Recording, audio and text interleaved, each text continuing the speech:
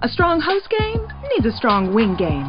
Add Popeye's wings to your game day spread, and the crew won't just be cheering, they'll be salivating. With 8 bold, crispy Louisiana flavors to satisfy everyone's taste buds, our wing game is strong enough to always get you the W. At $5.99 for a 6-piece, order bone-in or boneless for your next watch party. Someone just wrapped up the title of Most Valuable Host. Have that chicken from Popeyes. At participating U.S. restaurants, price may vary, tax extra. Extra, extra, big town. Read all about it. Extra, extra, extra. Another exciting adventure of fighting editor Steve Wilson of the Illustrated Press, whose newspaper creed stands for freedom and justice against the forces of violence and evil. The power and freedom of the press is a flaming sword, that it may be a faithful servant of all the people. Use it justly, hold it high, guard it well.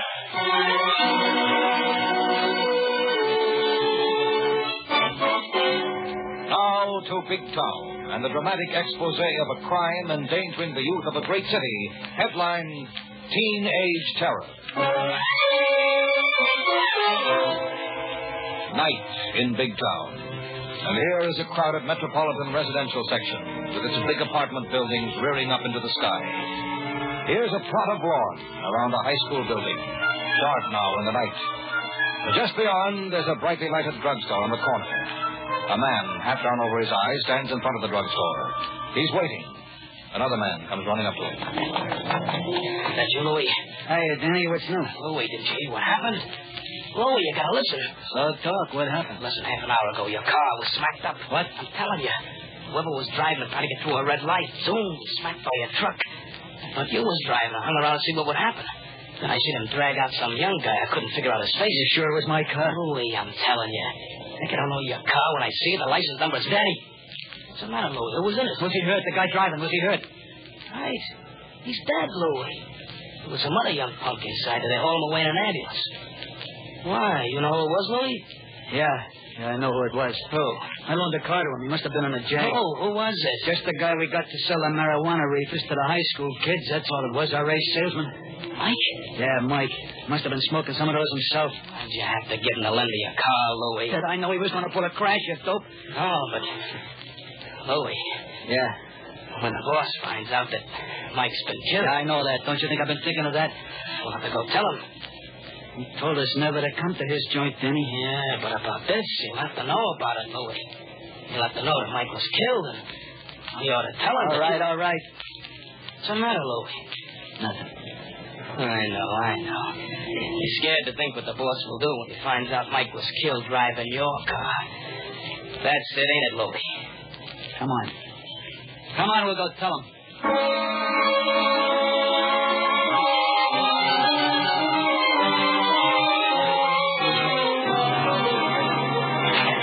You busy, Steve? Not a bit, Lorelei. Press run began a couple of minutes ago. What can I do for you? You want to buy supper? Thanks, Steve, but there's a woman outside wants to speak to you. She's in trouble. Well, ask her to come in, Laura. We'll see if we can help her. She said she waited until she figured you'd be through first. Come on in, Mrs. Knapp. Oh, thank you, Kilbourne. This is Steve Wilson, Mrs. Knapp. I hope you're not too busy, Mr. Wilson. No, go on, But Mrs. I'm Knapp. just at my wit's end. And I didn't want to go to the police, but still I just had to have help from somebody. Whatever I can do now. What's the trouble? It's my boy, Johnny. Oh, sit down, Mrs. Mack. Johnny's really a good boy, Mr. Wilson. Honest he is. Now, Mrs. Mack, you just get yourself comfortable. Now, how old is your son, Johnny, Mrs. Mack? He's 17. He's a senior in high school and such a good boy. But in the last few weeks, well, I could tell there was something going wrong. It was Mike got him started running around with that bad crowd. And who is Mike? Mike graduated out of high school last year. Johnny always looked up to Mike and got in with his crowd, but it worried me. And in the last few weeks, Johnny just hasn't been the same boy. I could tell, but I didn't know why until tonight. Tonight? What happened tonight? Just the worst thing of all, Mr. Wilson. Tonight, Johnny and Mike, they went out in the car, see, and they smashed it up. Mike was killed. Oh? And Johnny? He wasn't killed, Miss Kilbourne. An ambulance came and took him away. He was hurt bad. It's worse than that. Oh, please go on, Mrs. Mack. The doctor says it's obvious Johnny had been smoking marijuana. Huh? He said they found a leaflet in his pocket. Oh, Steve. Mrs. Mack, Are you sure of that? Yes, I'm sure. Johnny started going around with the fellows that sell it, don't you see, Mike and the others, and that's the trouble he's been in. That's what I want to stop him from. Now, just a moment, Mrs. Mack. You say that there are men selling school children these drugs on a regular basis. That's right, Mr. Wilson. That's why I came down here. I didn't want to go to the police because it's my son. Do you have any idea who these men are? No. Does your son Johnny know who they are, Mrs. Mack? Maybe he does, Mr. Wilson. I don't know. I hope he's not too close to me. Will you help me, Mr. Wilson? Will you help Johnny? I certainly will, Mrs. Mack. And in the process, we must do something about finding these despicable men. And I mean despicable.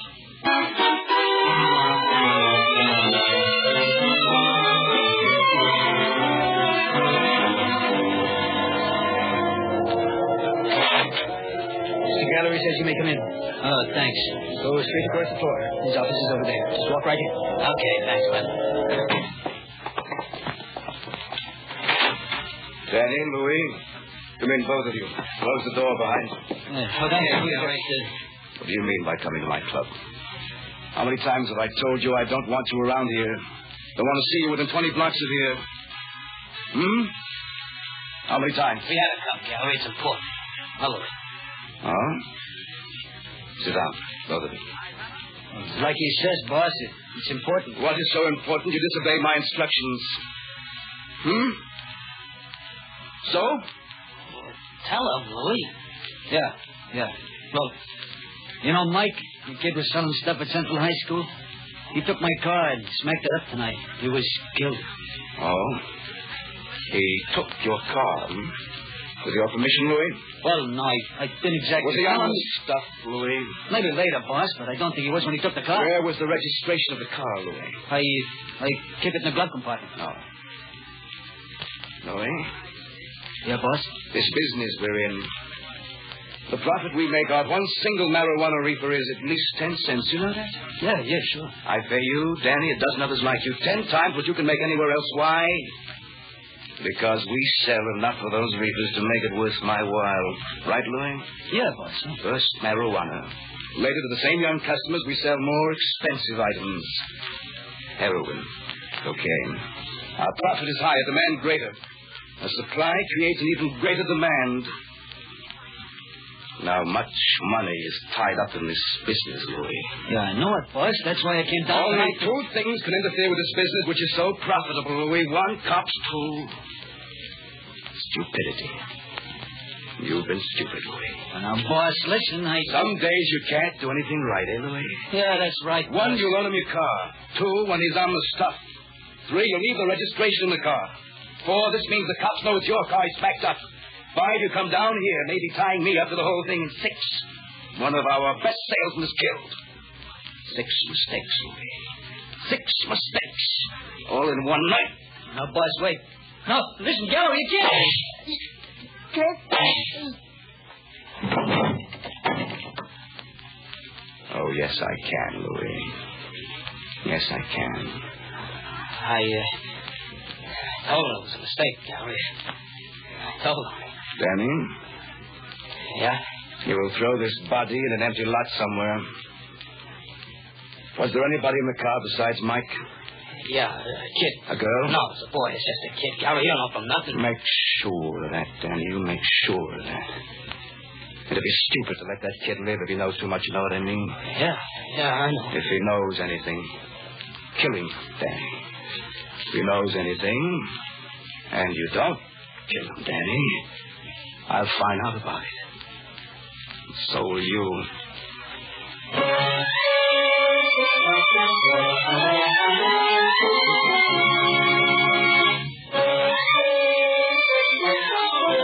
And to Steve Wilson and Lorelei Kilbourne, who together with Mrs. Mack are now in the big town hospital, standing beside Johnny Mack's bed. Are you okay, Johnny? You hurt bad, Johnny. Okay, Mom. But the bandages... I'm okay. Let me out in an hour or so. Oh, no kidding. I'm just going to whacking around. No bones busted. Johnny, I brought Mr. Wilson and Miss Kilbourne with me because they wanted to ask you some questions. You don't mind, do you? I don't mind anything except for how awful I feel about getting in that wreck and all it meant. We know about the marijuana, Johnny. Yeah, that's what I meant. That's what I feel awful about. How do you mean you feel awful, Johnny? Shame. I wish it never happened. I wish I'd never bought any of that stuff off of Mike. I think I know better now. Well, for your sake, I hope so, Johnny. I just want a chance to prove I'm through with it, Mr. Wilson. I'm not asking anybody to give me a chance. I'm going to make a chance for myself. I'm glad you're thinking straight now, Johnny. You say you've been buying reefers from your friend Mike. Yes, sir, that's right. You weren't the only one in the school to buy them? No, sir. There were others. Oh, listen, anything I can do to help break the ring up, believe me, I want to do it, sir. Good, Johnny. Now, first, do you know where your pal Mike got the reefers he sold you? Oh, I kept his mouth shut about all that, Mr. Wilson. All I know is that Mike sold the stuff. Can you remember the names of any of his friends? Oh, I remember the name of one guy. You see, Mike used to hang around with two guys in front of a drugstore about a block from school. I never knew who they were, but I could recognize them, I think. And one had a scar across the bridge of his nose, right here. The other one, he was a guy Mike called Louis. Louis? Yeah, he's the guy that loaned Mike his car last night. Isn't that a help, Mr. Wilson? Not much, I'm afraid, Mrs. Knight. You see, the police found Louis' body in an empty lot near the river early this morning. He'd been shot. Shot? The police are sure his murder is tied up to the fact that Johnny and Mike were in his car last night. But won't that mean... Oh, maybe they'll go after Johnny, too. No, don't worry about that, Mrs. Knight. Johnny's in no danger. He'd be in danger only if he knew about this dope ring and its operations, its personnel. Just the fact that he knows nothing keeps him safe. Hey, Mr. Wilson. Yes, Johnny? Gives me an idea. Oh, look, I could hang around that same drugstore, see, until I run into the guy with a scar on his nose. Then I make out I know a lot more than I do, that I got a little black book, maybe, that Mike used to write names and phone numbers into, see? Absolutely not, Johnny. You'll do nothing of the kind. Yeah, but maybe they take me right to the head of the gang, Mr. Wilson. I won't permit anything to put you in danger, Johnny. Yeah, but absolutely no. Johnny gets pretty stubborn sometimes, Mr. Wilson. And if you're there to help him, how can he be in danger? It might work at that, Steve. After all, if you and I are watching the whole thing, what can happen? Sure, I meet these guys, and maybe they take me right to the guy you're trying to find, Mr. Wilson. Johnny, you're right. We do want to get to the top men in this vicious dope ring, but we're not willing to jeopardize your life to do it. You can't do this thing alone. All right, then will you help me, Mr. Wilson? More than that, we'll have the help of Inspector Callahan of Homicide and all his men. We'll make a thorough plan, Johnny. Now, first, where do you think you can contact the gang? At the drugstore up at the high school, I think. Now, look, there's a restaurant across the street from there, see?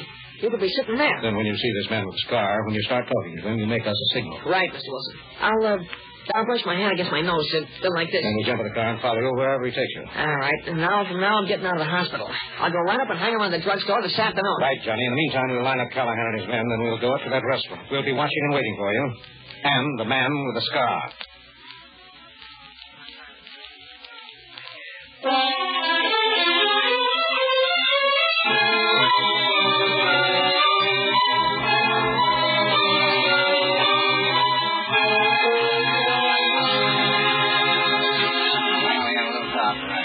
Park your taxi, Harry. It's on a side street, boss, right in the corner for a quick getaway. No danger. Some other fare trying to get you to drive them somewhere. Miss Kilbourne, even a hacky got the right to stop in, muzzle a cup of coffee every now and then. I guess we're set then, Harry. Is that the kid, the one across the street there? That's right. Just waiting. He's been waiting there now for over an hour. I don't know about these kids. You sure you can trust them, boss? Well, we have to now, Harry. Steve. I see him. Well, what's that? The man with the scar across his nose. Yeah, there's Johnny's signal, Lorelei. That's the man, all right? Oh, this is when I begin to get nervous, Steve. I sure hope everything works out okay. Plenty of gas in your hat, Harry? I told you, boss. What's he telling him? And what's Johnny saying? Oh, I wish we could be closer where we could hear just what it is they're saying to each other. What you said, kid? No, I said I'm waiting to see you. Come hanging around here waiting to talk to you. Yeah? What's on your mind? You know Mike, didn't you? Mike? Mike who? I used to see you around with him, so I figured you were a pal of his. Maybe you'd want to help me with something. Keep talking. Oh, I thought maybe before the cops got too interested in Mike. Cops? Why cops? Come on. You know as well as I did about how Mike was throwing stuff in the school, and don't try to kid me. Anyway, I figured it was before the cops started getting too interested in Mike, or any papers he may have left around, and I better see if I can't get myself mixed up in Mike's job. Same pay, of course. You know quite a lot for a little punk, don't you? Yeah, plenty. What Mike told me, and the names and numbers in Mike's little address book, too. Yeah, quite a lot. Now I want you to take over his job, don't you? Yeah, sure, that's what I figured. Hey, look. My car's right up the street. Uh-huh. Come on. You and I are going for a little ride. All right. Let it go. Hurry, quick. Let's get the cab. Don't let them out of your sight, Harry. Don't worry, Miss Kilbourne.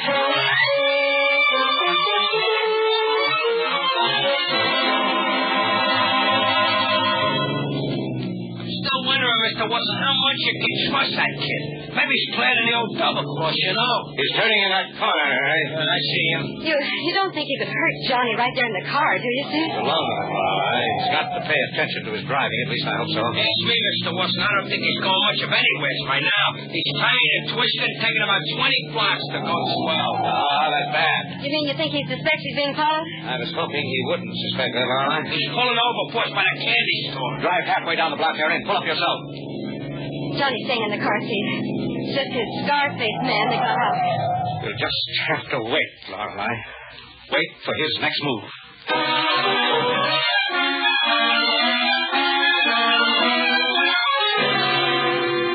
Here he comes, Wilson, in a hurry. I'll bet he went in to make a phone call, Steve. That's what I was hoping, my lovely. Let's go, Harry. They're almost around the corner. Hi, boss. What do you mean, Steve? I'm hoping that the man with the scar went into that candy store to phone to his boss, Lorelei, to set up an appointment. If that's the case, then this is no wild goose chase. He's going somewhere now, all right, Mr. Wilson. I'm fast. Keep with him, Harry.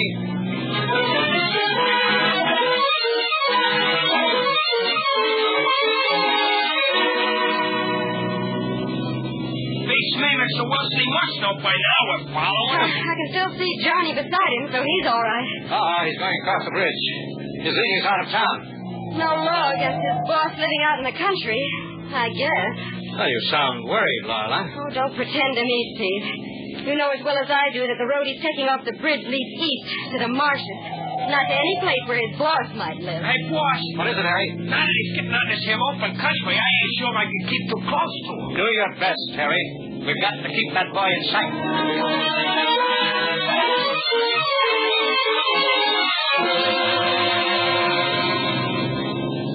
Steve, where's the car? The curve down there, Miss Kilbourne. Run the curve. We'll be seeing it again in a minute. Less than a minute, I hope, Harry. I've been over this road before, Mr. Wilson. It straightens out again. See, we go around this curve like this, and when we get back down to the straight again, we should see. Hey! Steve! It's gone. Well, where could it have gone? There's not a car in sight. Nothing but that truck coming toward us. And you can see for at least 2 miles down the road. Stop the cab, Harry. Hey, this is eerie. Must be a side road. Did we pass one? I take my oath, Mr. Wilson. There's no side road off of this highway while we're in these marshes. Should we stop this truck coming toward us, Steve? Ask the driver if Absolutely. We've got to, Lorelei. I'll wave him down. Hi! Driver! Hey, lady. I stay in it. G&L Moving Van Company. He just waved back. Where can that car have gone? No houses to hide by, no trees. Oh, Steve. Poor John. Harry, it isn't possible for that car to have covered the 2 miles of highway ahead of us in the time we took to round that curve, is it? Boss, that car ahead of us can't go 200 miles an hour. At least I don't think. And all we can say is that... But it's disappeared. And so is John.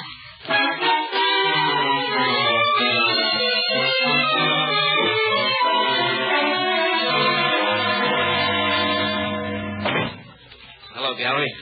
Here he is. Good work, Danny.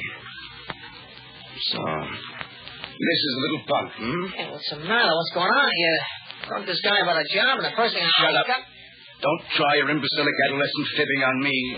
But listen, Shut up. You listen. Trying to thing a gallery, A little punk like you, still wet behind the ears. Following Danny around, having a taxi follow him through the streets like in some dime novel. I knew he was following me from the first block, Gallery. Naturally. So you shake them off your trail according to our prearranged plan. Good. Now we have our young mastermind here. So we shoot it. No, wait, now listen. Hey, Gallery. Yes? He was telling me something about some little book his pal Mike kept.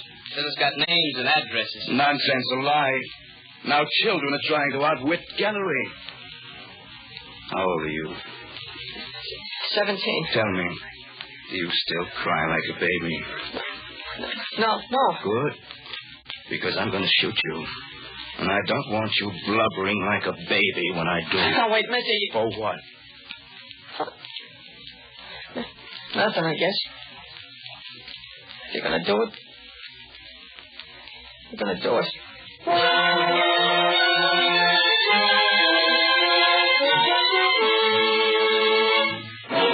That's right, Funk.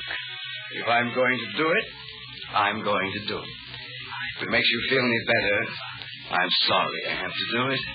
It's a businessman's protection for his investments. Are you ready? Sure. Fine. Then just a minute. Yes, what is it? What? You can't keep your mouth shut. Don't worry about me, Gallery. Gary, you want to shut up? This is your fault. You must have left here. Open that door. You think we can fight it out against the cops here? Where's that boy, Gallery? If you hurt that boy out. Okay, Mr. Wilson. Oh, Johnny, you're safe. Keep your hands over your head, Gallery. You think I'm crazy, Inspector? My club is surrounded by blues. What have you got on me? I run a respectable club. What right have you to come in here? I don't think you can bluff your way out of this, Gallery. He was going to shoot me, Mr. Wilson. He lies, little punk. He lies. My word against his. I wouldn't get excited about that, Gallery. We'll have a look to see if your gun wasn't the one that was used to shoot your mobster, Louis. You'll never prove that. I think we'll prove just that, Gallery. And what is more important, I think we'll be able to prove to the satisfaction of any big-town jury that you're the rotten brains behind this whole drug ring. I can testify, Mr. Wilson. What he said before you got here. A good job, Johnny. Now, how did you tie it up to Gallery, Steve? Well, when the car with Johnny disappeared, Callahan, Lorelei and I decided there was just one place where it could possibly have gone. It was a chance, but we took it. We called the police station on the bridge in a big town. I told them to keep their eyes out for the big G&L Company moving van. And we figured a meeting was prearranged, and the car drove right up into the truck. There was no other place it could have gone. I've heard of that trick before. And all we had to do was tail the truck, and that brought us here to Gallery's club. Boy, our plan almost didn't work, Mr. Wilson. I want to talk to my lawyer. I'm saying nothing more till I talk to my lawyer. I predict, Gallery, that nothing your lawyer can say or do will protect you from the just verdict of a jury when they understand the horrible menace you and your kind are to the young people of our land.